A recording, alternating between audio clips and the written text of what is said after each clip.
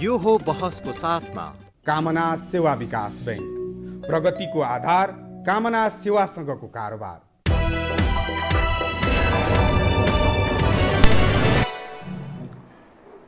नमस्कार, यो हो बहसमा म यहाँहरूलाई हार्दिक स्वागत गर्दछु। जीवराम भण्डारी आज यहाँहरू सामुन्ने उपस्थित हुनुहुन्छ। गणेश शाह, उहाँ नेपाल कम्युनिस्ट पार्टी नेकपाका स्थायी समिति सदस्य हुनुहुन्छ। पूर्व मन्त्री, 50 वर्ष वाम राजनीतिमा उहाँले सक्रिय भूमिका निर्वाह गर्नुभयो। 27 विक्रम सम्मत 2027 म भर्खर बचुवा भएको बेलाको स्थिति रहेछ। 2 वर्ष लगभग 2-3 वर्षको रहेछु। त्यस बेला उहाँ मस्कोबाट उहाँले कम्युनिस्ट पार्टीको सदस्यता ग्रहण गर्नुभयो। त्यसपछिको निरन्तरता नेकपा संयुक्त उहाँहरूले सञ्चालन गर्नुहुन्थ्यो। नेकपा संयुक्तलाई एक हिसाबले तत्कालीन नेकपा माओवादी केन्द्रसँग एकीकरण गर्नुभयो। फलत पार्टी एकीकृत रूप धारण गर्दै नेपाल कम्युनिस्ट पार्टी नेकपामा रूपान्तरित भएको छ। उहाँहरूको एक हिसाबले भन्ने हो भने अभिभावकीय भूमिका निर्वाह गर्ने विष्णुबहादुर मानन्दरजी अलग हुनुहुन्छ। उहाँको छुट्टै पहिचान पनि छ नेपाल कम्युनिस्ट पार्टी स्थापना र कम्युनिस्टहरूको उत्थान र उन्नयनमा। उहाँसँग आज म समसामयिक विषय नेपाल कम्युनिस्ट पार्टी नेकपाको झन्डै 2/3 निकटको सरकार छ। यो सरकार उप अनेकौं प्रश्नहरू छन्। जनअपेक्षा धेरै छ र पार्टीभित्रको आन्तरिक किचलोले कम्युनिस्टहरू यति नराम्ररी उदाङ्गिएका छन्। आगामी दिनमा नेपाली जनले विश्वास गर्ने र मत जाहेर गर्ने आधार असाध्यै कमजोर भएको छ। जसरी पञ्चहरूको बिग्रियो, जसरी काङ्ग्रेसहरूको बिग्रियो, नेपालका वामपन्थीहरूको समग्रको अवस्था यो अवस्थामा पदार्पण गरेको छ। उहाँसँग म आज सूचनामूलक विश्लेषणात्मक कुराकानी गर्नेछु। सर्वप्रथम म उहाँलाई स्वागत गर्छु। स्वागत छ यहाँलाई। धन्यवाद जीवरामजी। अब म कहाँबाट सुरु गरेँ भने हस् तपाईको पार्टी यो त मौसमी जस्तो भयो। पत्रकारहरूका लागि चाहिँ न्युज मेकर, किनभने दिनौँ नयाँ कुरा हामीलाई त्यस्तै चाहिरहन्छ। भइदैदेखि बिग्छ, दर्शक हुन्छन्, पाठक हुन्छन्, अनेक खाले हुन्छन्, श्रोता हुन्छन्, त्यो ठिकै छ। तर मुलुक त सखापै बनाउनु। अब किनभने पञ्चहरूले भएनन् आन्दोलन, 46 सालमा आन्दोलन भयो। मित्र देशहरूका पनि साथ सहयोग रह्यो। एक हिसाबले अर्को स्थितिमा पदार्पण गर्यो। 62-63 मा अझ अर्को यतिले पुगेन बाबा भन्यो, फेरि अर्को ढङ्गले प्रारम्भ भयो। छिमेकीहरूले त त्यस बेला यसो सहानुभूति मात्रै होइन, सबै चिज दिए। अब यहाँ आइपुग्दा न मुलुक चल्न सक्यो, मुलुकको सीमा अतिक्रमण भएको छ, संरक्षण गर्न सकेको स्थिति छैन। जनता यो हविगतमा छ, राजपाट उचित ढङ्गले चल्न सकेन। अब के गर्ने बताउनुहोस् त। तपाईले देखेको सपना कम्युनिस्टहरू सत्तामा आए भने नेपालीको मुहार फेरिन्छ, सुखी हुन्छन् भन्ने जुन सपना देख्नु भएको थियो, कम्युनिस्टहरूको झन्डै 2/3 बहुमत निकटको स्थिति पनि रह्यो। सब चिज भयो, जनताले सबै विश्वास पनि गर्यो, मत जाहेर गर्यो। तर यो हविगत हेर्नुहोस् त। अब के गर्ने ल बताइदिनुहोस्। अब सर्वप्रथम त जीवरामजी धेरै धेरै धन्यवाद। अब अहिलेको वर्तमान विश्व हाम्रो यो हुन्छ नि रिजनल क्षेत्रीय र नेपालको अवस्थालाई हामीले हेर्नु पर्दछ।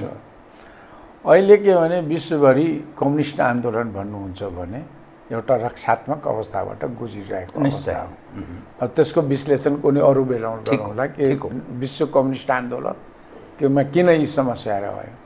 अब प्रश्न रह्यो नेपालको कम्युनिस्ट आन्दोलन र खास गरेर अहिले नेकपाको गतिविधि, क्रियाकलाप र यसको जनतासँगको भनौँ सम्पर्क भनौँ, जनताको अपेक्षा भन्नुहोस् या जनताले चाहेको भन्नुहोस्, यो बारेमा कुरो गरौँ। ठिक। सर्वप्रथम त के छ भने हामीलाई नेपाली जनताले गत निर्वाचनमा छ नि 2 पार्टी बिचमा जुन भनौँ न एउटा समीकरण भनौँ, समझदारी भएर या तालमेल गरेर हामी चाहिँ चुनावमा गयौँ।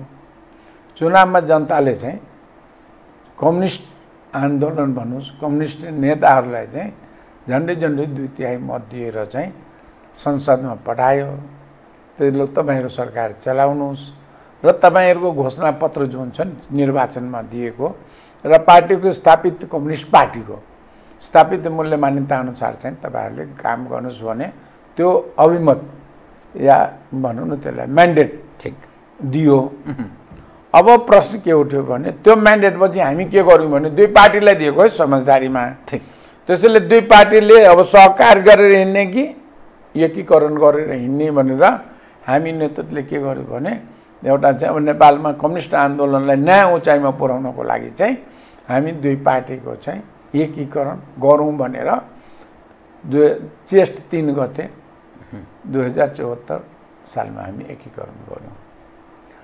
प्रश्न के हो भने त्यहीँबाट हामी चाहिँ अलिकता जनताप्रति चाहिँ इमान्दारिता देखाएन कि भने मलाई कहाँ अहिले चाहिँ खट्किन्छ। के आधारमा जस्तै किनभने जनताले के दियो भने दुईटा पार्टीको साझा घोषणापत्र पनि थियो, साझा उम्मेदवार पनि थियो र त्यो उम्मेदवारलाई भोट दिँदाखेरि के थियो तपाईँले साझै रूपमा चलाउनु होला भन्ने थियो।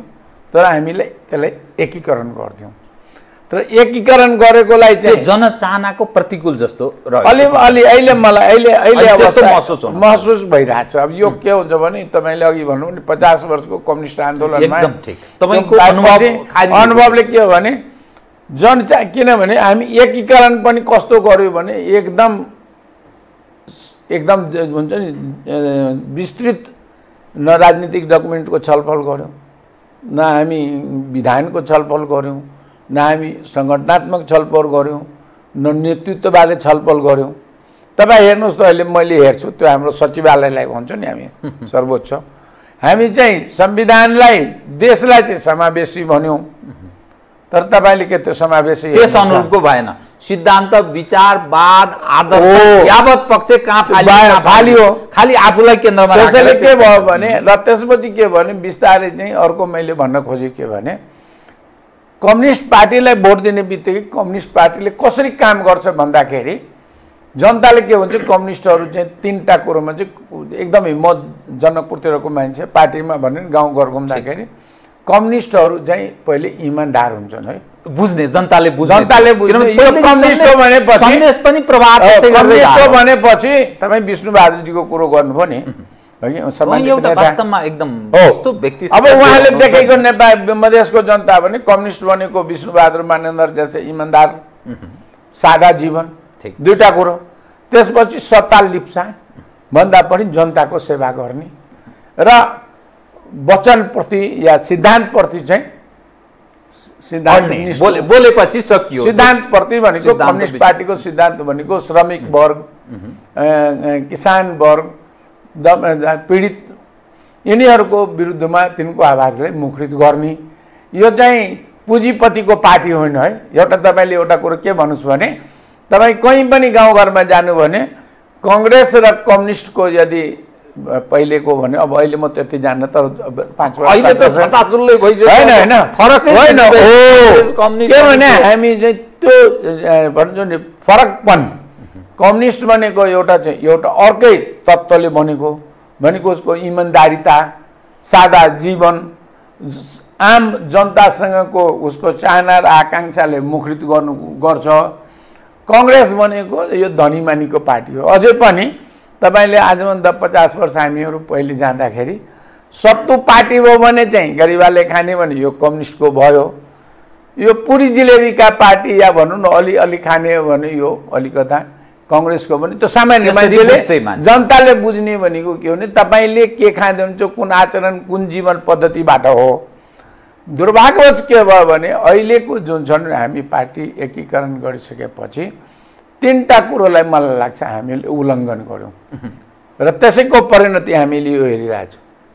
पहिलो कुरो के हो भने पार्टीको मूलभूत जुन सङ्गठनात्मक सञ्चालन पद्धति जसलाई कि हामीले जनवादी केन्द्रितता भन्यौँ, संस्थागत निर्णयहरूले मात्र पार्टीको निर्णय चाहिँ सर्वोपरि हुने, व्यक्ति प्रधान हुने कि नीति प्रधान हुने भनेपछि यो सङ्गठनात्मक पहिले एउटा चाहिँ हामीले त्यसबाट हामी के गर्नु 2टा अध्यक्षलाई चाहिँ हामीले उहाँहरूले सहमति गर्यौँ भने यो सहमति शब्द आजभोलि सुरुमा चाहिँ अब ठिकै छ अलि राम्रो हुन्छ नि लक्ष्यको लागि हामीले केही चिज शब्दले पनि के हो हुन्छ नि केले काहीँ होला, तर त्यो सहमति गर्नमा के भयो भने हाम्रो धेरै विकृति र विसङ्गतिहरू हामीले हुल्यौँ।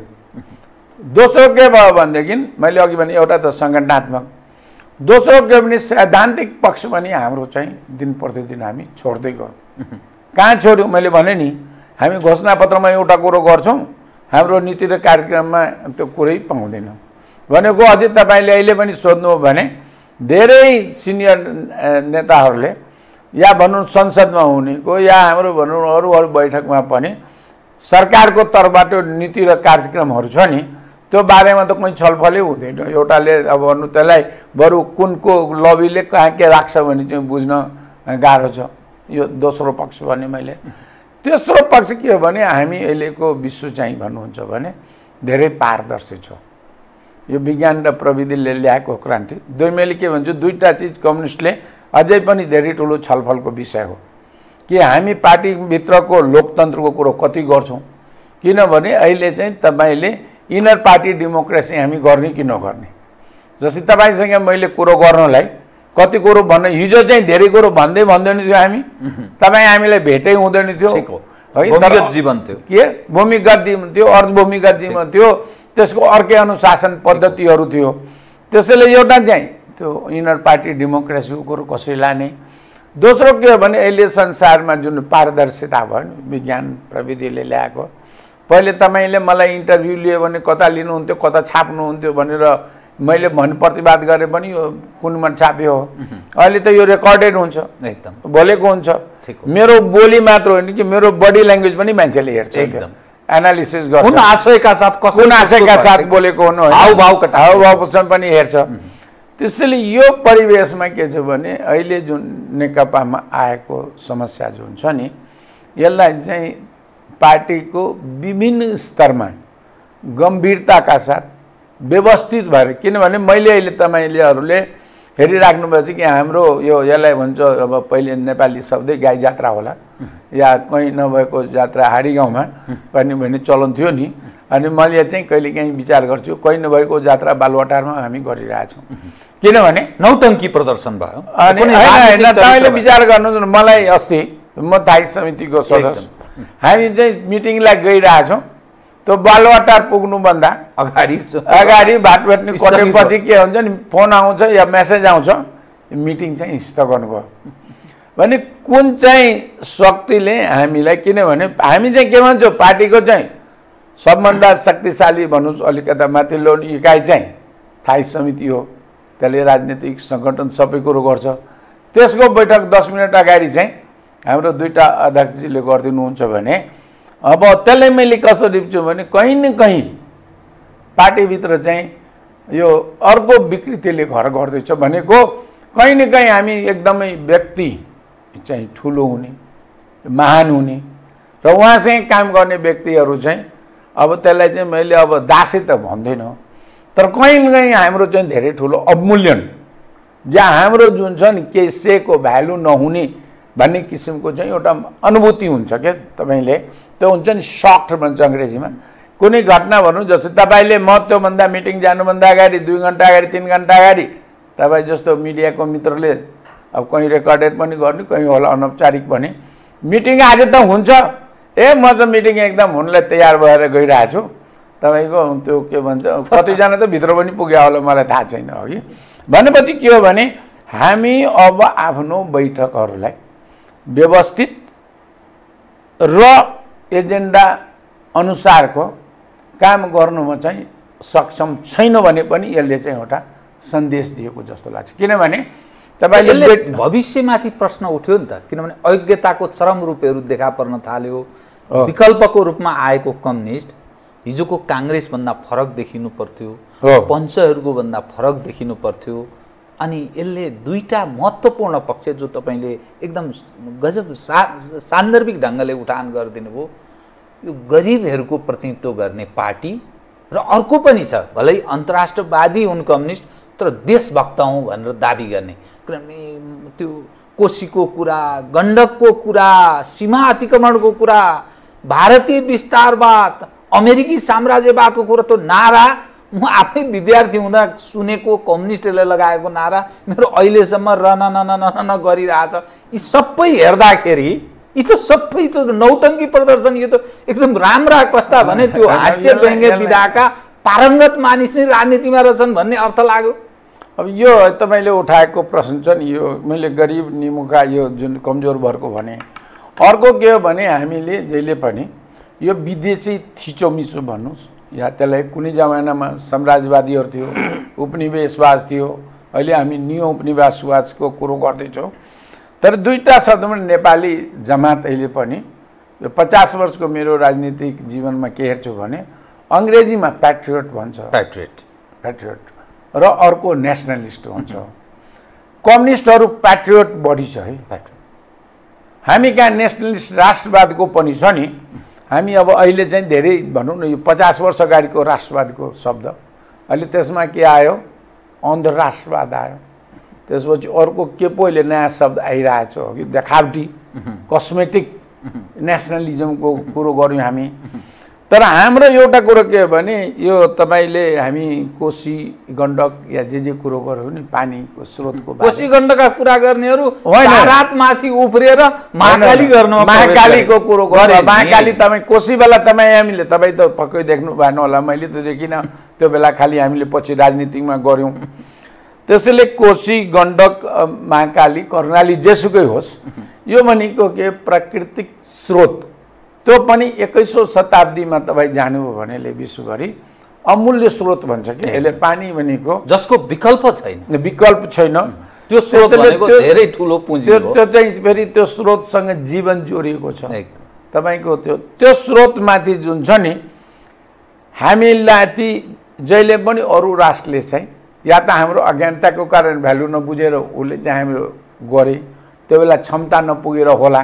हामी त यो पानी त हामीसँग के भन्यौँ भने पढायौँ भने हामी नेपाल चाहिँ जलस्रोतको दोस्रो धनी देश हो। तपाईँले यो कुरोको चाहिँ मैले धेरै पटक मैले अघि, तर यो कुरो चाहिँ म अहिले पानी क्षेत्रमा पनि काम गर्नु भएको।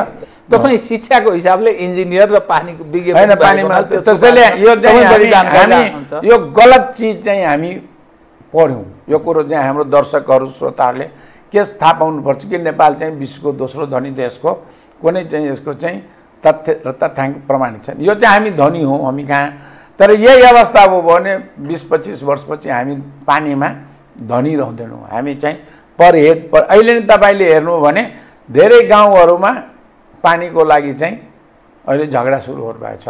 र एउटा प्रेडिक्सन के छ भने अहिले के भने आगामी दिनमा नेपालभित्रै पनि हाम्रो झगडा भयो भने, एक प्रदेशको अर्को प्रदेशसँग झगडा भयो भने, एक गाउँको अर्को गाउँसँग झगडा भयो भने, गाउँपालिकाको अझै हो भने एउटै गाउँपालिकाको एक वार्डको अर्को वार्डको झगडा भने पानीको लागि बढी होला भने तपाईँले प्रेडिक्सन ठिक हो। होइन, त्यो अहिले नै भइरहेछ। तपाईँले अहिले पनि त्यसैले अहिले जुन यो कहाँसँग जोडेको भने हामीले अहिले नै हेर्नु नि, तपाईँले मेलम्चीको पानी काठमाडौँ ल्याउनेमा तपाईँले अब कति हेरिराख्नु भएको छ, नदेख्ने किसिमको त्यहाँको जनताले चाहिँ यो हामी पेमेन्ट फर द इको सिस्टमहरू छ, मेरो पानी लगे बापत चाहिँ तपाईँले चाहिँ रोयल्टी बुझाउनु पर्छ।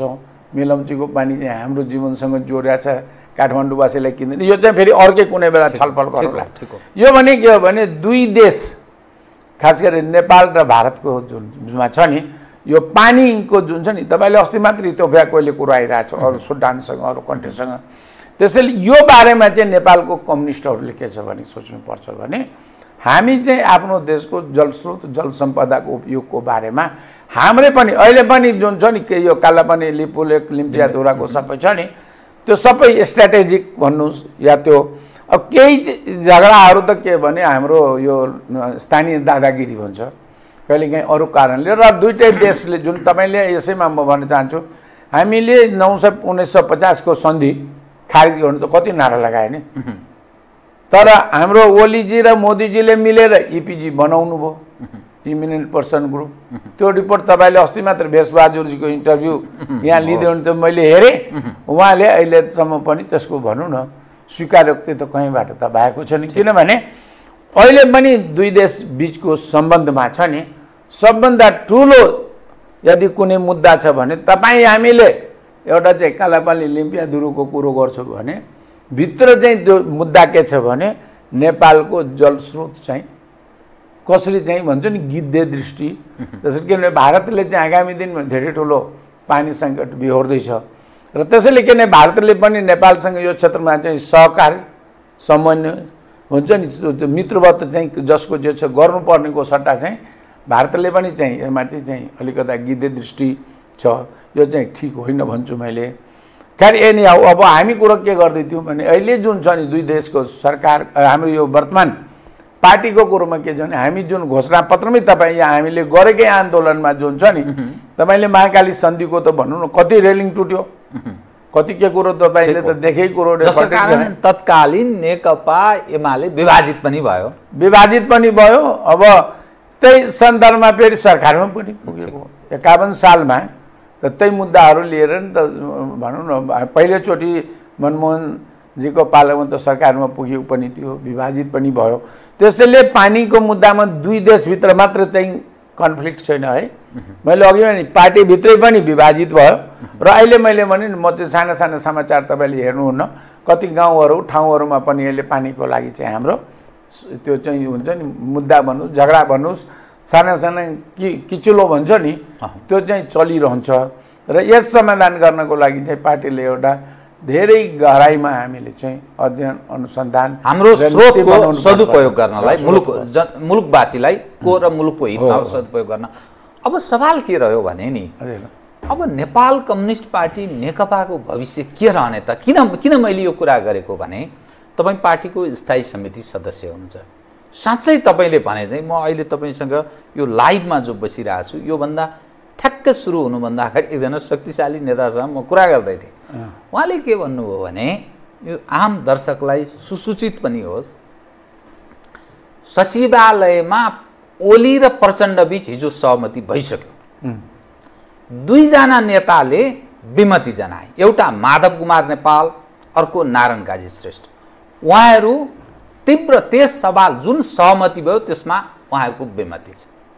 त्यसकारण आज स्थायी समिति बैठक बस्ने सम्भावना क्षीण छ र उहाँहरू दौडेर राष्ट्रपति कहाँ जानुभयो, फेरि दोस्रो दुवैजना जानुभयो, केपी ओली र प्रचण्ड जानुभयो। राष्ट्रपतिलाई फेरि त्यहाँ विवादमा तान्ने प्रयास हुन्छ किन अर्कोले फेरि अर्को विषय उठाइदिन्छ। अब त्यसपछि फेरि अर्को दोस्रो फरियाका युवा नेताहरू पनि पुगेका छन्। त एज अ होल हेर्दाखेरि राष्ट्रपति संस्थालाई पनि बदनाम गर्ने काम भइसक्यो यो संयन्त्र, यो एज अ होलमा त्यो एउटा पक्ष। दोस्रो पार्टी अब एकीकृत ढङ्गले जान्छ भन्नेमा मान्छेलाई विश्वास छैन। महाधिवेशनै भयो भने पनि एउटा पक्ष पाखो लाग्छ अनि त्यसले अर्को खोल्न बाध्य हुन्छ, बाहिरिन बाध्य हुन्छ, एउटा पक्षले कब्जा गर्ला। अन्ततोगत्वा विनाशकाले विपरीत बुद्धि त्यो ठाउँमा प्रवेश गर्यो। अब के गर्ने ल बताइदिनुहोस् त। तपाईँको मलाई लाग्छ म एउटा सञ्चारकर्मी तपाईँलाई नै सुसूचित बरु गराउँ म स्थायी समितिको बैठक आज हुने सम्भावना कम छ। यसलाई मैले के हेर्छु भने यसैलाई मैले भने जुन व्यवस्थित जुन नेतृत्वले स्थायी समितिको बैठक मैले अघि नै भने व्यवस्थित र एजेन्डा अनुसारको र समयमा, व्यवस्थित भनेको समयमा तपाईँले यो यदि आज स्थगन हो भने यो सायद 6औं चोटि हो कि 7औं चोटि होला भनेपछि तपाईँले कुनै पनि जुन इकाइको बैठक नेतृत्वको विभिन्न कारणले हो नि कि जे जति कुरो हो त्यो बैठकमा हुनु पर्छ। त्यसैले अहिले दुईटा कुरो म तपाईँले भन्न चाहन्छु। पहिलो कुरो के हो भने संविधान। हामी सबैले तपाईँले भनौँ न 47 साल पहिलो संविधान हामीले 47 सालमा बनायौँ, 48 सालमा चुनाव गरायौँ। त्यो बेला हामी के परिकल्पना गरेको थियौँ? संवैधानिक राजतन्त्रको कुरो गर्थ्यौँ र जब संवैधानिक राजतन्त्रले त्यो दायरा नाग्यो नि अनि त्यसको विरुद्धको आन्दोलनहरू सुरु भयो र हामी कहाँ गयौँ? गणतन्त्रमा गयौँ। अब यो 62-63को आन्दोलनपछि जुन हामीले संविधान बनायो नि त्यो संविधानले के परिकल्पना गरेको छ भने हामीले गणतन्त्रको राष्ट्रपति पनि अलङ्कारिक राष्ट्रपति उहाँ हो। र अहिले जुन भइरहेको तपाईँ भन्नुभयो नि, किनभने यो 2-3टा घटना अन्तिम टाइममा मिटिङ चल्दा चल्दै पनि दुईटै पार्टी अध्यक्ष भनौँ, पार्टी प्रधानमन्त्रीले पार्टीको बैठक छोडेर चाहिँ राष्ट्रपति कहाँ जानुभयो। त्यसपछि बिचमा अरू नेताहरू पनि गए। किनभने अहिले मैले अघि जुन जोडिरहेको थिएँ नि, हिजो चाहिँ सुटुक्को गयो को दरबारभित्र पस्यो भने थाहै हुँदैन थियो। अहिले त कहाँबाट काफला चल्छ त्यो हुन्छ नि, निवास कति मिनट कति सेकेन्डमा गयो भने पनि तपाईँहरू जस्तोले रेकर्डेड गरिदिनुहुन्छ। भने के छ भने हामी कहीँ न कहीँ यो संविधानको मर्म र भावना विपरीतको गतिविधि गरिरहेछु भन्ने मलाई लाग्छ कहीँ न कहीँ। अब म त त्यो संविधानको विज्ञ त होइन, तर म राजनीतिक रूपले के हुन्छ अहिले पार्टीको आन्तरिक सङ्घर्ष या आन्तरिक जुन भनौँ न अव्यवस्थापनलाई व्यवस्थापन गर्नको लागि राष्ट्रपतिलाई यसमा जानकारी गराउने या नगराउनुसँग मतलब, किनकि यो चाहिँ एकदमै हाम्रो आन्तरिक मामला हो। अझै भन्नुहुन्छ पार्टीको जीवनको स्थायी समितिको विषयहरू आन्तरिक मामला हो। योसँग राष्ट्रपतिज्यूहरूलाई चाहिँ उहाँ राष्ट्रपतिज्यूको लागि नेकपा, नेपाली काङ्ग्रेस, जसपा सबै बराबर हुन्, बराबर उहाँले अभिभावकको रूपमा हामी हेर्छौँ। त्यसैले यो संविधानको बारेमा पनि यदि यही अवस्था भइराख्यो भने यो जुन संविधान हामीले यत्रो भनौँ न त्याग भन्छौँ, बलिदान भन्नुहोस्, जे शब्द भने पनि ल्याएकोले पनि यसले एउटा सङ्कट उत्पन्न गर्न सक्ने सम्भावनालाई अब चाहिँ हामी सावधान हुनुपर्छ भन्छौँ संविधानको पालना गर्न। अब तपाईँहरू के गर्नुहुन्छ त? किनभने तपाईँको राजनीतिक यात्रा 50 वर्ष अघि महत्त्वपूर्ण जिम्मेवारी पनि तपाईँले नै पूर्व मन्त्रीको पनि जिम्मेवारी निर्वाह गर्नुभयो, एउटा पार्टी तत्कालीन नेकपा संयुक्तको नेतृत्व पनि पार्टीको नेतृत्वको पनि सम्हाल्नुभयो, पार्टी एकता गराउनुभयो। अब यस्तो अन्योलको अवस्थामा प्रवेश गर्यो, बेइमानी उनीहरू गरिरहेछन्। गणेश शाहले त बेइमानी गरेका छैन, तर तपाईँप्रति पनि प्रश्न उठ्छ। अब तपाईँहरूलाई कसरी जनताले पत्याउने, विश्वास गर्ने र भविष्य के रहने यो नेपाल कम्युनिस्ट पार्टी नेकपाको?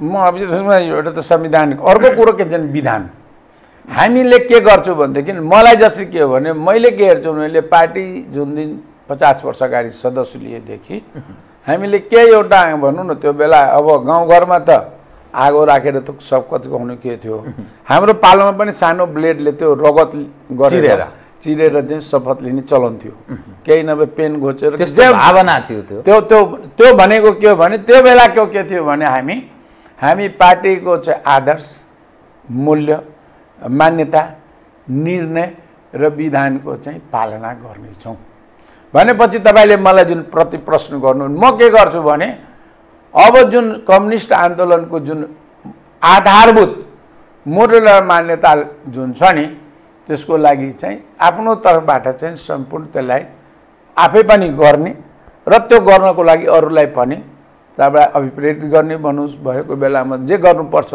त्यो एउटा गरौँला। दोस्रो के हो भने अहिले म पार्टी समितिको स्थायी समितिको सदस्यको हैसियतले मेरो अहिले के मुख्य जिम्मेवारी छ कि पार्टीलाई चाहिँ पार्टीको विधानअनुसार, पद्धतिअनुसार, विधिअनुसार चाहिँ पार्टीले चलाउनु, पार्टी सञ्चालनको लागि चाहिँ आवाज उठाउने। अब जति तपाईँले अब मैले त कहिलेकाहीँ के भन्छ मेरो 50 वर्ष पुग्यो, उम्र 70 पुग्यो, त्यसैले अब हामीहरूले बिस्तारै चाहिँ नेतृत्व चाहिँ अर्कोलाई दिनुपर्छ। किनभने म व्यक्तिगत रूपमा जुन अघि पनि कुरो गरेँ यो विज्ञान प्रविधिको क्रान्तिको कुरो गर्छु, समाजमा नयाँ परिवर्तनहरू भएको कुरो गर्छु। यो सबै परिवर्तनबाट चाहिँ अब नयाँ नेतृत्व जसले कि नेपाली समाजलाई बुझ्छ, किनभने मैले बुझेको नेपाली समाज 50 वर्षको अगाडिको या 25 वर्ष अगाडिको रहेन। अहिले चाहिँ भन्नु हिजो हाम्रो पालोमा फोनको कुरो त के होइन, हामी हिँड्दै गाउँले चाहिँ गाने भनेर हिँडेको, अब अहिले त मोबाइलको युग भइसक्यो होइन अघि भन्नु। त्यसैले अहिले यसलाई चाहिँ हामीले कहिलेकाहीँ भन्छौँ स्मार्ट सोसाइटी, जसलाई पनि यो भनौँ स्मार्ट शब्द चाहिँ बहुत प्रचलित छ नि, समाज स्मार्ट भइसक्यो। त्यो बेलामा मैले के गर्छु नि कि त हामीले इतिहासको कुरोहरू सम्झना गरेर केही भन्छौँ, किनभने हरेक नयाँ पुस्ताले चाहिँ इतिहास बुझ्न जरुरी छ। त नेतृत्व हस्तान्तरणको तपाईले कुरा गर्नु, त्यसमा पनि कम्युनिस्ट पार्टीको आन्दोलनको इतिहास, जीवन्त इतिहासहरू त अहिले विष्णुबहादुरको कुरो गर्नुभयो, जीवन्त इतिहासहरू बाँकी छ। त्यो किनभने इतिहासले तपाईँलाई आगामी दिनमा गर्ने निर्णयहरूको लागि चाहिँ एउटा ठुलो चाहिँ दस्तावेज हो। त्यसलाई तपाईँले किनभने नेपाली अब जसो भन्नु नेपाली समाज मैले राजनीति गर्दाखेरि अब अहिले पनि छ नि जातीय भन्छ, क्षेत्रीय भन्छ कि यो हामी अहिले बढी जुन भन्यो नेसनलिस्टको कुरो गर्छौँ। हामी त परेको मानवको एउटा जाति हुनेछ, हामी अन्तर्राष्ट्रियवादी छौँ। अन्तर्राष्ट्रवाद, वर्गविहीन समाज, छुवाछुतको नभएको अहिले तपाईँले अस्ति जुन जाजरकोट के अरे रुकुम र जाजरकोटको जुन घटना छ नि के नेपाली होइन, अहिले पनि हामी कहाँ जातीय जुन लेभल जुन छ त्यसलाई कसरी न्यूनीकरण गर्ने, त्यो विभेदहरू जुन छ नि। त्यसैले हिजोसम्म हामीलाई के लाग्थ्यो, राजनीतिक चाहिँ परिवर्तनले चाहिँ समाजको धेरै ठुलो विभेदहरू चाहिँ हानि सजिलो गरी अन्त हुन्छ। तर अहिले हामीले इतिहासको कुरो भने नि मलाई कसैले सोच्यो भने त्यति चाहिँ सहज जुन छ नि हाम्रो सांस्कृतिक राजनीतिकप्रति आजभोलि के छ भने सांस्कृतिक आर्थिक सामाजिक कुरो गर्छौँ नि हामी। हिजोसम्म हामी 50 वर्ष अगाडि हो भने राजनीतिमा पनि व्यवस्था परिवर्तनको कुरो गऱ्यौँ। हाम्रो भन्नुहुन्छ जमानीमा हामीले नारा लगाउने भने पञ्चायत व्यवस्था मुर्दाबाद भने व्यवस्था परिवर्तनको थियो। अहिलेको पुस्तालाई के छ भने यो जुन व्यवस्थालाई छ परिवर्तन गर्ने हो कि यो व्यवस्थालाई सुदृढीकरण गर्ने हो भने चाहिँ प्रश्न चिन्ह छ। जस्तै हामी के भन्छौँ आफैले नै गरेको हुनाले यो व्यवस्थाको फाल्नु हुँदैन भन्ने तपाईँको भन्नु होइन, फाल्ने मात्र हो नि कि यो व्यवस्था चाहिँ अहिलेको लागि जुन छ नि, जस्तै हामी गणतन्त्रमा गयौँ, संहितामा गयौँ, समावेशीमा गयौँ, धर्मनिरपेक्षतामा गयौँ, यो 4-5 वटा छ नि। यसको हामीले बेसिक पिलर भन्छौँ, मूल जुन जुन छ नि प्रावधानहरू। अब भनौँ न हामी धर्मनिरपेक्षताको कुरो गर्ने, राज्यले धर्मको बारेमा के गर्ने, कुन कति बोल्ने, कति संरक्षण दिने, कुनमा जाने, राष्ट्रपतिजी पशुपति जान मिल्छ कि मिल्दैन हिन्दू धर्मको, भोलि केवल आयो धेरै प्रश्न भन्नु। हामीले एउटा मूलभूत रूपमा समावेशीको कुरो गऱ्यौँ, हामी पार्टीभित्र त्यो कुरा समावेशिताको लागू गर्ने कि नगर्ने, किनभने नभए त हामीलाई पाखण्डी भन्छ। अरूतिर चाहिँ तपाईँहरूले चाहिँ समावेशीको कुरो गर्ने र आफ्नो पार्टी चाहिँ समावेशी रूपमा नचलाउने। तपाईँ स्थायी समितिमा हेर्नुहोस्, हाम्रो जम्मा 2 जना महिला छ। हाम्रो दलितको कुरो गर्छौँ, जनजाति यो कुरो त गऱ्यौँ नि हामी समावेशीको, तर कुन स्तरसम्म सचिवालयमा 1 जना पनि छैन, सचिवालयमा 1 जना पनि महिलाको उपस्थिति छैन भनेपछि यो जुन प्रश्न चिन्हहरू हामी माथि उठिरहेछ नि त्यसको समाधान खोज्नको लागि के हुन्छ भने कहीँ न कहीँ मलाई के लाग्छ, हामी पहिलेदेखि भनिरहेको के भने कि सामान्यतः यो 25 वर्षभन्दा बढी 30-40 वर्षभन्दा बढी तपाईँले राजनीतिक जीवन बिताउनु हो भने त्यसले चाहिँ एउटा जड तालिन्छ र अहिले हामी त्यसैको शिकार छौँ। अहिले तपाईँ हेर्नु हो भने हाम्रो नेतृत्वको उच्च नेतृत्व भनेको तपाईँले 60भन्दा कम उमेरको कोही पाउनुहुन्छ? ठिक, जो निर्णायक तहमा छ, निर्णायक तहमा छ। अब उहाँहरूले त अहिले हेर्ने हो भने अब बिस्तारै आफ्नो इतिहासको कुरो, आफ्नो अनुभवको कुरो भने उहाँहरूले अभिभावकको त लिएर अब चाहिँ सञ्चालनको जिम्मा चाहिँ अर्को पुस्ताले दिनुपर्छ। त्यसैले मलाई त के थियो भने उमेरको हद राख्नुपर्छ भन्ने तपाईँलाई लाग्न थाल्यो? म त पहिलेदेखि त्यो उमेरको हद चाहिँ राख्नुपर्छ। 70 को हद नेकपा एमाले तत्कालीन राखेको थियो, तर एकीकरण भएपछि त्यो हटाइदियो हो। त्यसैले मैले अघि भन्दै थिएँ नि कति राख्दा ठिक हुन्छ यो छलफल मैले भन्दै थिएँ। त्यसैले विधानको जुन छ नि बनाए नि एउटा प्रावधान एमाले 70 गरे होला। अब हामी जुन तपाईँले हाम्रो नेकपा संयुक्तको कुरो भने नि त्यहाँ पनि मैले चाहिँ यो उम्रको कुरो चाहिँ उठाइरहेको छु, किनभने उम्र भन्ने चिज के हो, समाजको जुन छ नि त्यो त्यो ग्याप भन्छौँ, तपाईँले त्यो पुस्ताको भावना बुझ्नुहुन्न। एउटा उमेर सँगसँगै प्रविधिलाई पनि बुझिँदैन हो कि। त्यसैले म चाहिँ के हो भने कि अब उम्रको बारेमा छलफल गर्न सकिन्छ, कसैलाई एक्सेप्सनल हुन्छ, विशेष रूपमा हुन्छ नि त्यो। तर उम्र भन्ने चिज अहिलेको खास गरेर है यो जुन मैले संसारले यति चाँडै चाहिँ औद्योगिक क्रान्ति देखेको छैन। तपाईँले पहिले यदि हलोले खेती गर्थ्यो भने त्यो सैकौं वर्षसम्म त्यही चल्थ्यो। अहिले 2टा रिभोल्युसन भन्छौँ हामी, एउटा चाहिँ यो साइन्टिफिक टेक्निकल रिभोल्युसनमा यो सूचना सञ्चार प्रविधि जुन तपाईँ हामीले यसले गरिरहेको, अर्को के छ भने यो यातायातको। अहिले कोरोना यातायातको यो व्यवस्था नभए कोरोना हामी यदि आउने मुक्त हुन्थ्यो के हुन्थ्यो। त्यसैले यो सूचना प्रविधि र यातायातको जुन यो क्रान्ति भयो नि यसले यो खास गरेर यो 30, 40, 50 वर्षमा अहिले बाढी पहिरोको हेर्दाखेरि तपाईँ डोजरको कुरोले आतंक छ भनेपछि यो डोजर टिपर आतंकहरू जति तपाईँले हेर्नुहुन्छ त्यो के को हो? यो सबै म त्यही क्षेत्रको अलि मेकानिकल इन्जिनियर भएर यो मसिनहरूको विकास जुन भयो नि यो अन्तिम 50 वर्षमा बन्नु भने र यो बिचमा चाहिँ अर्को चाहिँ उत्पादन प्रणाली मैले कम्युनिस्टहरूले खास गरेर हाम्रो उत्पादन प्रणालीमा धेरै ठुलो परिवर्तन भयो। तपाईले हिजोसम्म रोबोटिक्स भन्ने चिजबाट अब अझै पनि अहिले अर्को कुरा आइरहेछ तपाईको हाम्रो जीवनमा छ नि धेरै चिज होइन अर्को तपाईलाई यो के छ भने यो आर्टिफिशियल इन्टेलिजेन्स भन्छौँ हामी। तपाईले नेपालमा सोफी आएकी थिए बोल्छु गर्छु अब मान्छेले त कहिलेकाहीँ म्यारेजको कुरो गर्छ म चाहिँ आर्टिफिशियल इन्टेलिजेन्सको लेडिज हुँ किन उसको पनि नागरिकता छ उसको पनि त्यो छ।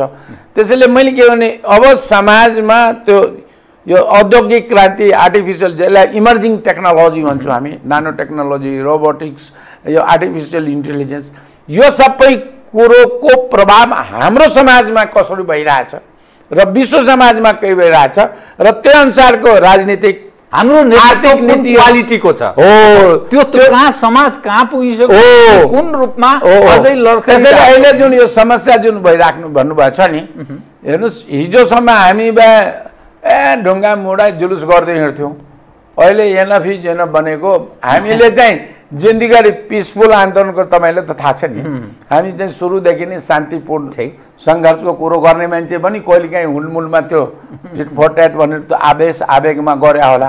अहिलेको पुस्ता हेर्नुहोस् न उसले चाहिँ अहिलेको आन्दोलन कस्तो कस्तो आन्दोलन छ कहिले बेसार आन्दोलन कहिले यी भन्छन् कहिले यो सामाजिक सञ्जाल अहिले जुन भनौँ न अहिले तपाईँले कति कुरो तपाईँ हामीलाई थाहा हुँदैन उहाँ चाहिँ यो ट्विट र के भने अहिले भनौँ न अहिले संसारको सबभन्दा धनी मान्छेको ट्विट आएको हुन्छ कहिले के हुन्छ होइन अहिले हामी आक्रमणको कुरो गर्छौँ उसले चाहिँ क्षेप्यास्त्रको हुन्छ अहिले साइबर एट्याकको कुरो भइरहेछ। त्यसैले यो जुन विश्व परिवेश र नेपालको परिवेश जुन परिवर्तन भएको छ त्यसलाई बुझ्ने खालको चाहिँ नेतृत्व चाहियो नयाँ नेतृत्व चाहियो। तर नयाँ नेतृत्वको चयनको एउटा प्रक्रिया छ त्यो प्रक्रियाकै लागि सायद हामीले जतिखेर पार्टीको एकीकरण हुँदाखेरि चाहिँ पार्टीको महाधिवेशन हामीले 2 वर्षमा गर्नुपर्ने हो। तपाईँले त्यसैले पार्टीभित्र चाहिँ हरेक पार्टीको 5 वर्षभित्र हामी चाहिँ महाधिवेशन गर्ने भन्छौँ भनेको त्यो महाधिवेशनले समाजमा आएको आर्थिक राजनीतिक सामाजिक सांस्कृतिक अरू के छ त्यो सबैले समावेश गरेको त्यो नेतृत्व भयो भने त्यसले चाहिँ स्मुथली भन्छ नि अङ्ग्रेजमा त्यसलाई चाहिँ डोराउँछ। अब हामी त्यो नगरेको हुनाले छ नि जुन भन्ने नि यो परिवर्तनलाई आत्मसन्तानको नेतृत्व नभएको हुनाले अब हामी चाहिँ केन्द्रीय स्थायी समितिको बैठक चाहिँ सारेको सारै गर्छौँ केन्द्रीय समितिको बैठकको कुरो गर्छौँ। जस्तो किनभने पार्टीभित्र के छ भने एउटा पार्टीको एउटा सामान्य हामीले जीवनको 50 वर्षको अनुभवमा के हेर्छौँ भने हामीले नियमित रूपमा पार्टीको स्थायी समितिको बैठक पहिले चाहिँ स्थायी समितिभन्दा पोलिट ब्युरो भन्ने चलन थियो पोलिट ब्युरोको बैठक केन्द्रीय समितिको बैठक कहिलेकाहीँ बिचमा चाहिँ विशेष सम्मेलन राष्ट्रिय सम्मेलन त्यसपछि तपाईँको महाधिवेशन यो सबै भने यो समाजमा परिवर्तन भएपछि भनौँ जसरी हामीले 46 सालको आन्दोलन बित्तिकै पार्टीमा विशेष सम्मेलन गऱ्यौँ कि के छ त अब यो चाहना आकाङ्क्षा अहिले त तपाईँको हाम्रो जनता र नेतृत्वको बिचमा बन्नुहुन्छ भने त्यो मैले कति पतंग भनेछु कति पतंग हो कि जनता एकतिर छ हामी लट्टाइ लिएर चाहिँ धागो नभएको चाहिँ बसेर त अनि कहाँबाट त्यो सम्पर्कै छैन टुटेको त्यो छुटिएको चल्दा आफ्नो ढङ्गले त्यति मात्र होइन र अर्को के छ भने हामी कम्युनिस्ट पार्टीको नेतृत्व चाहिँ अब त्यसलाई चाहिँ अलिकता अरू भनौँ न हाम्रा विरोधीहरूले अलिकता चार्ज पनि लगाउँछ तर यो होमोनाइज्ड हुन्छ अङ्ग्रेजीमा यो एक डिक्का हुन्छ क्या हामी यो हुन्छ नि एक डिक्का हुन्छ नि यसो त्यसैले तपाईँले कम्युनिस्टहरूको नै यो यसो गरेर लाल सलाम गर्छ नि त्यो खालि त्यो प्रतीक के हो भने वी आर युनाइटेड अहिलेको नेतृत्वको भन्नुहुन्छ भने मान्छेले यो नेतृत्व के युनाइटेड छ यो नेतृत्व चाहिँ जुन हामीले पढेको सिद्धान्त अनुसार छैन त्यो नभएको हुनाले समस्याको समाधान गर्न सकिरहेको छैन। कम्युनिस्ट लेफ्ट मुभमेन्टको एउटा होनार व्यक्ति पनि भएको हुनाले एउटा असामाजिक हजुर तत्त्व भन्ने भाषा तपाईँले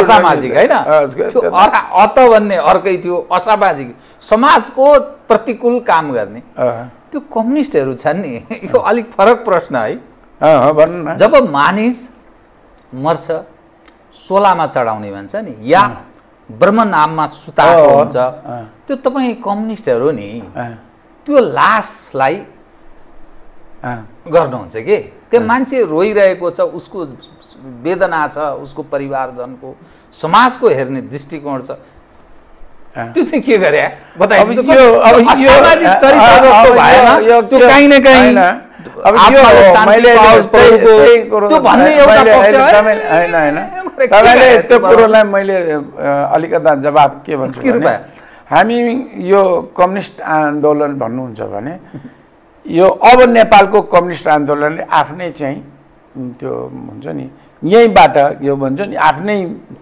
माटोबाट चाहिँ यसले चाहिँ नयाँ पुस्ताले सिक्दैछ हामी जस्तो पुस्ताले चाहिँ नेपालको भन्यो नि यो 70 वर्षको त नेपालको 71 वर्षको कम्युनिस्ट आन्दोलन छ मेरो उमेरको छ हामीले त्यसमा हुँदाखेरि हामीले धेरै कुरो बाहिरबाट सिक्यौँ अनि विदेशले जे गर्नु अनि त्यसैले हामीले त्यो कल्चर त्यसैले मैले अघि भनेको थिएँ नि अबको कम्युनिस्ट आन्दोलनले अब नेपाली समाजको संस्कृतिहरूलाई पनि सम्मान गर्ने गरी बहुत राम्रो कुरा गर्नु बहुत राम्रो किनभने हामीले मनमा गढेको कुरा तपाईले गर्नु हामी परम्परा मूल्य मान्यताको कुरा गर्दा तपाईले नयाँ मूल्य मान्यता ध्वंस पार्ने कुरै गर्दैन राजनीतिमा लाग्ने मानिसहरू त्यसकारण त्यो आक्रोश छ के मानिस तपाईले यो नयाँ मूल्य मान्यताहरू पनि समाजमा जुन छ नि स्थापना गर्दै जानुपर्छ त्यो के भने जसै भनौँ न अब हामी कति कुरोमा यो भनौँ न अब हामी जुन परिवारमा जुन परिवेशमा किन आयो होला भने अरू कसै कहाँ आएको भने हामी जुत्ता बाहिर निकाल्छौँ अरू ठाउँमा निकाल्दैन होइन भनौँ न त्यो छ नि चलन या त्यो हामी हिजो स्नान गर्दाखेरि केही कुरो खान्छौँ कति कुरो त्यसैले हाम्रो जीवन स्तर हाम्रो जुन छ नि हाम्रो सफाइको स्तर यो सबैबाट चाहिँ केही हामीले चाहिँ मूल्य मान्यताहरू छ समाजले गर्यो अब अहिलेको अवस्थामा तपाईँले नयाँ मूल्य मान्यताहरूको सृजना के ठीक होला अब मैले म त्यो संस्कृति अलग अलग वैज्ञानिक पक्ष परम्परागत सांस्कृतिक पक्ष होइन है तर म के भन्छु भने एउटा कुरो कि हामीले यदि पुरानो मूल्य मान्यता चाहिँ अलिकता हुन्छ नि सामन्ती भन्छौँ हामी या ठुलाबाट केही वर्गको लाग्यो भने त्यसलाई पनि जति जदौ गर्ने भन्छ कहिले के भन्छ होइन त्यसको तर केही के हुन्छ नि केही 3 थरीको मूल्य मान्यता हुन्छ एउटा नेसनल भ्यालुज भन्छौँ हामी राष्ट्रिय मूल्य मान्यता एउटा चाहिँ केही कम्युनिटीको भन्छ ठीक जस्तै तपाईँ एउटा कम्युनिटीको म एउटा कम्युनिटीको हो कि जस्तै म अहिले पनि मेरो उम्रभन्दा बढीको मान्छे मधेसको भेट हो भने मेरो काका पर्ने के भने म खुट्टामा गएर ढोक्ने अहिले पनि गर्छु म मन्त्री हुँदाखेरि त्यसको चाहिँ मेरो संस्कृतिमा त भनेर आएको त्यसै गरी पारिवारिक मूल्य मान्यता यो मूल्य मान्यता पनि तपाईँको राष्ट्रिय एउटा छ जस्तै तपाईँले अहिले भन्नु टोपी लगाउनु भएको छ टिका लगाउनु भएको छ जस्तै म अहिले पदेन भएको भए म त्यसको एउटा मूल्य मान्यता हुन्छ अहिले नागरिक भएपछि मेरो एउटा आफ्नो त्यो हुन्छ त्यसैले यो मैले अघि नै भने राजनीतिक आर्थिक मैले कुन आर्थिक अवस्थाबाट जीवन पद्धति बिताइरहेको छु किनभने अहिले नेपालको करिब करिब मलाई लाग्छ बहुसङ्ख्यक पार्टी काम गर्ने नेताहरूमाथि एउटा सबभन्दा ठुलो प्रश्न चिन्ता चाहिँ के हो उसको आम्दानी उसको खर्च उसको जीवनशैलीको बारेमा आम जनताले चाहिँ यो प्रश्न उठाएको छ बहुत राम्रो त्यो जनजिज्ञासा हो यसको स्रोत के हो यत्रो फुर्ती फार्ती यो हिजोको कुन परिवारबाट आथ्यो यसको बाबुबाजेको हैसियत आज कसरी आर्जन भयो अनि यो संयन्त्र के गरिरहेछ यो सरकारका संयन्त्र यी के हेरेर बसिरहेछन् भन्ने यावत प्रश्न छ ठीक हो त्यसैले हिजो तपाईले बाटोमा मान्छेले उठाए पनि मैले चाहिँ त्यसको जवाब चाहिँ आफैले दिनुपर्छ भन्छु तपाईको जसरी हामीले पार्टीभित्र यो छ जस्तै पार्टीमा स्थायी समितिको म हुँदाखेरि या केन्द्रीय समितिको हुँदाखेरि हरेकको सम्पत्तिको विवरण छ नि या मन्त्री भएपछि दिने चलन त छ तर त्यो सम्पत्ति कसरी जोडियो कसरी घट्यो के भयो त्यो कसैले हेरेको छैन त आम अहिलेको भने नि अहिलेको पारदर्शी युगमा छ नि मैले यो तपाईँले कोट लगाएको पनि मान्छेले हेर्छ कति पैसाको कोट होला भने अहिले अनुमान गर्ने बेला भइसक्यो मान्छेले तपाईँ यहाँबाट निस्किँदाखेरि त्यसैले हाम्रो मैले अघि नै भने केही मूल्य र मान्यता छ है जस्तै अहिले कस्तो छ भने धनी देशको प्रधानमन्त्री कहिले काहीँ साइकल चढ्यो भने उसको मूल्य मान्यता समाजले अब विलासिताको गाडीमा होइन कि उसले चाहिँ के हेर्छ भने अब तपाईँले यो अलि बढी यो जलवायु परिवर्तन अलि अरूसँग छ जोडिएको हो कि कति देशको राष्ट्रपति चाहिँ गएर चाहिँ ट्रेनमा हिँडेको देखाउँछौँ हामी कहाँ सुरक्षाको घेराको कुरो गर्छौँ या विलासिता जीवनको। अहिले मात्र कहिले हिजो आइरहेको थियो त्यो बजेटमा र यो महालेखा परीक्षकको रिपोर्टमा एलोकेटेड बजेटभन्दा कति अरब बढीको त गाडी नै किन्यौँ भन्दाखेरि हामी कहाँ के भने गाडी चाहिँ हाम्रो सिम्बल अफ स्ट्याटस भयो, तर हाम्रो नैतिक मूल्य मान्यता चाहिँ हामी चाहिँ समाजमै ह्रास भयो।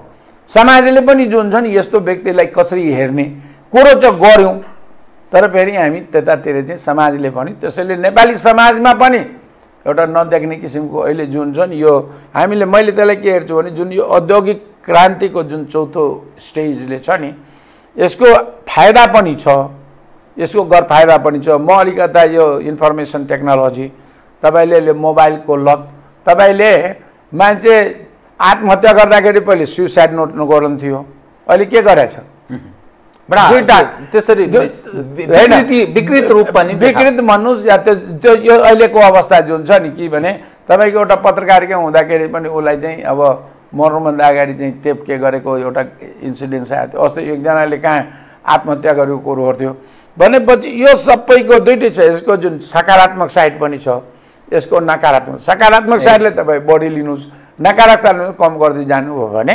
त्यसैले मैले यसलाई अन्तमा के भन्न चाहन्छु, तपाईँको यो सबै कार्यक्रम तपाईँले गरेर हेर्दै हुनुहुन्थ्यो कि अहिले जुन विश्वभरि भइरहेको औद्योगिक क्रान्ति छ, समाजमा आएको जुन यो कम्युनिकेसन बिआरआई आइरहेछ, हामीलाई थाहा छ नि, हामी रेलको कुरो गर्दैछौँ, पानी जहाजको कुरो गर्दैछौँ, यो सबै के हो भने ट्रान्सपोर्ट्स एन्ड कम्युनिकेसनमा जुन आएको क्रान्ति छ त्यो क्रान्तिलाई हामी अहिलेको पुस्ताले चाहिँ सम्बोधन गर्ने क्षमता चाहिँ हाम्रोमा ह्रास आएको छ। त्यसैले अब नयाँ पुस्ताले चाहिँ यो कुरोलाई चाहिँ सम्बोधन गर्न, सञ्चालन गर्न र समाजलाई चाहिँ अलिकता भन्छ नि समृद्ध समाज बनाएको छ नि हामीले, हगि समृद्ध भनेको फेरि अलग किनभने राणा जतिखेर शासन किन राणाको लागि समृद्धि त थियो नि, हामीले समृद्धि भन्दाखेरि त्यो आम नागरिकको समृद्धिको कुरो गरेछौँ क्या। त्यो समृद्ध नेपाल बनाउने हो भने पनि अब चाहिँ बिस्तारै चाहिँ नयाँ ढङ्गले सोच्नुपर्छ, नयाँ ढङ्गले सोचिनुपर्छ, सबैमा त्यो खालको चेता आउनुपर्छ। अब म कार्यक्रमको अन्त्यतिर नि हजुर जड प्रश्न तपाईँलाई म गर्छु। ओलीजीले के विषय उठान गर्नु भएछ भने हिजो ठिक छ म प्रधानमन्त्री पनि छोडिदिन्छु, प्रधानमन्त्री म छोड्ने भनेको विधिले छोड्ने हो, त्यो भनेको चुनाव प्रधानमन्त्रीका मैले छोड्नलाई चाहिँ तपाईँले चुनावसम्म कुर्नै पर्छ, एउटा विधिबाट म आएको छु, या संसदीय दलबाट मलाई हटाउने त्यो नयाँ नेता चयन गर्ने प्रक्रियामा जानु पर्यो एक। दोस्रो पार्टी अध्यक्ष छोड्ने भनेको पनि महाधिवेशन गरौँ, मङ्सिरमा महाधिवेशन गरौँ, म पनि चुनाव लड्छु, प्रचण्डजी पनि चुनाव लड्नुहुन्छ, अरू पनि साथीहरू लड्लान्, त्यसपछि अनि जो नेतृत्वमा आउँछ उसैले नेतृत्व लिएर जान्छ, अर्को विस्थापित हुन्छ। ठिक छ, यो दुईटा प्रक्रियाका लागि एउटा विधिमा उभिएर काम गर्नु पर्यो र यो केन्द्रीय समिति अनि स्थायी समिति यो जो सचिवालय छ यो त वैधानिक ढङ्गले आएको छैन। प्रचण्ड कमरेड तपाईँ र म मिलेर बनाएको, अरूको के छ र? त्यसकारण अब त्यो त सहमतिमा मलाई मन परेको कुरा र तपाईँलाई मन पर्यो, दुवै सहमत भयौँ भने यसलाई पनि मान्न सकिन्छ। तर तपाईँले भनेको कुरामा म यसमा मान्न सकिनँ, यसले भनेको चाहिँ म मान्दिनँ भन्नुभएछ। अब माधवजी बम रिसाएर यी दुईजना मिलेर सिद्ध्याउने भए भन्दा उहाँ अर्को स्थिति सोच्न थाल्नुभयो। अब पार्टी त फुट्ने नै भयो अन्ततोगत। म यो निष्कर्षमा पुगे। अब के गर्ने तपाईको अन्तको पनि छ, म अन्त एकदम टु द पोइन्ट जवाब दिन्छु। कृपया म चाहिँ ओलीजीले जुन यो विधिमा पालना गर्छु भन्ने कुरोलाई चाहिँ म अति नै सम्मान गर्छु। ठिक है कि? किनभने हामी सुरुदेखि नै मैले भन्ने छु कि हामीले विधिको पालना गर्नुपर्छ। तर त्यो विधि के हो भने यसरी चाहिँ दुईजना बिचको विधि होइन है। ठिक। जसरी अहिले के हो भने उहाँले 3-3 महिनामा पार्टीको स्थायी समिति गराउनुहोस्, उहाँले बस्नु पर्यो, 6 चोटि 5 चोटि मिटिङ चाहिँ सार्न पाइँदैन। विधिको पालना गर्ने, आफू फेरि नगर्ने भनेपछि त्यो चाहिँ ठिक हुँदैन। त्यसैले विधिअनुसार जाउँ। तीनटा चिज हुन्छ राजनीतिमा, एउटा त पहिले राजनीतिक हुन्छ अनि त्यसपछि विधि हुन्छ। ओलीजीको राजनीति जुन राजीनामा छ नि, माग छ नि, त्यो चाहिँ राजनीतिक माग हो। लिडरसिपबाट। त्यो यहाँ विधान सम्मत होइन। राजनीतिक माग उठिसकेपछि तपाईँको नैतिकता र तपाईँको आफ्नो उहाँले जुन भन्नुहुन्छ नि मैले किन छोड्ने भनेमा ठिक छ, उठाउनेले पनि तपाईँले यसरी छोड्नुहुन्न भने म चाहिँ जुन विधि छ नि पार्लियामेन्टभित्र, किनभने म अब एकचोटि भएर 5 वर्ष मैले बसिराख्नुपर्छ भने चाहिँ धेरै मुलुकमा सरकार चाहिँ त्यसो हुन्छ, प्रधानमन्त्री चाहिँ चेन्ज भएको धेरै इतिहास छ। हुनसक्छ अब हामी त्यो इतिहासतिर पनि या त्यस्तो प्र्याक्टिसतिर जुन भनौँ जानुपर्ने चाहिँ एउटा आवश्यकता, योभन्दा पनि भएकै कुरो हो। पहिले नेपालमा माधवजी र झलनाथ चाहिँ हुँदाखेरि, त्यसैले त्यो कुरोमा मेरो सहमति छ कि विधिअनुसार जाउँ, विधिमा चल्यो। तर त्यो विधिको नाउँमा सहमतिको नाउँमा विधिलाई पन्छाएर चाहिँ त्यो के भन्छ इन्फिनिटीतिर चाहिँ धान्नुहुन्न भन्ने एउटा थियो। दोस्रो त्यसैले यो राजनीतिक र वैधानिकको कुरो गरेँ, राजनीतिक रूपमा मात्र उहाँको हो। दोस्रो कुरो जुन चाहिँ पार्टीको महाधिवेशन भनेर, अब यो के छ भने यो चाहिँ अब उहाँको र मेरो बुझाइ के हुन्छ भने पार्टीको दुईटा महाधिवेशनको बिचमा केन्द्रीय समिति चाहिँ सर्वोच्च इकाइ हो। र अहिले एउटा कुरो के भने त हामीले जतिखेर एकीकरण गर्दाखेरि 2 वर्षभित्र पार्टीको महाधिवेशन गर्ने भनेको थियो।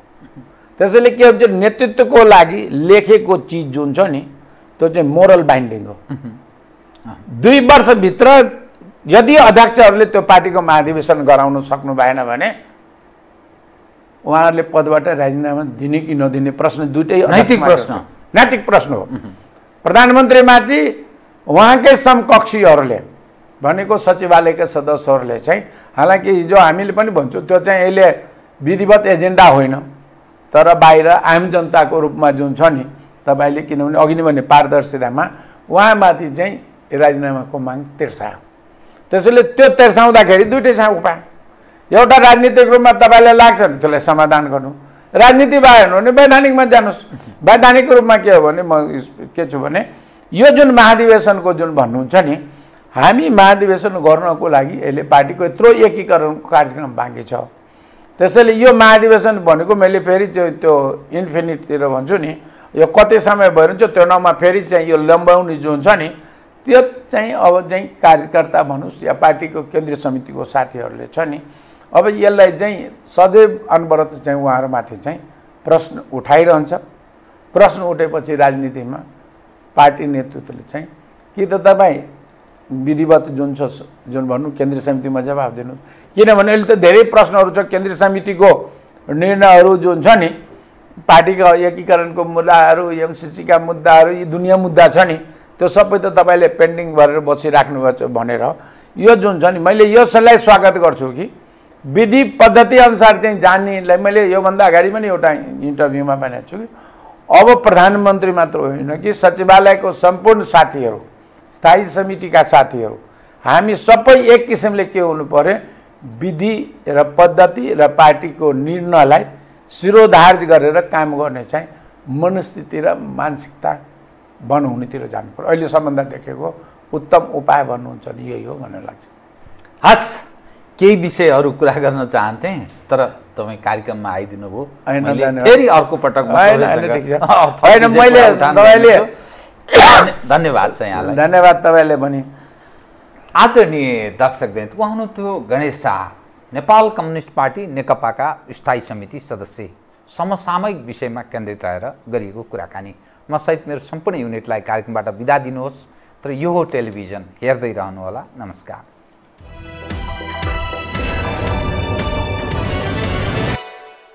यो हो बहसको साथमा कामना सेवा विकास बैंक, प्रगतिको आधार कामना सेवासँगको कारोबार।